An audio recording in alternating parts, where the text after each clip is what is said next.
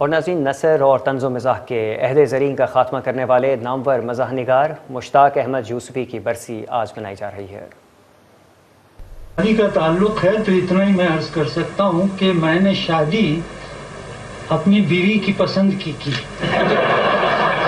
مشتاق احمد یوسفی اردو ادب کا وہ معتبر نام ہے جن کے قلم نے طنز و مزاح کو ایک نئی تہذیب اور منفرد شناخت دی۔ مشتاق احمد یوسفی صرف ہنساتے نہیں تھے بلکہ وہ لفظوں سے جادو کرتے تھے۔ ان کا ہر جملہ، ہر شگوفہ اپنے اندر دانش مندی اور سماجی شعور کا ایک سمندر رکھتا تھا۔ بغیر بیگم کے شادی شدہ ہونے کی ترکیب مجھے تو آج تک معلوم نہیں۔ بجٹ کے بارے میں کیا خیال ہے آپ؟ صاحب یہ سوال آؤٹ آف کورس ہے، دیکھیے۔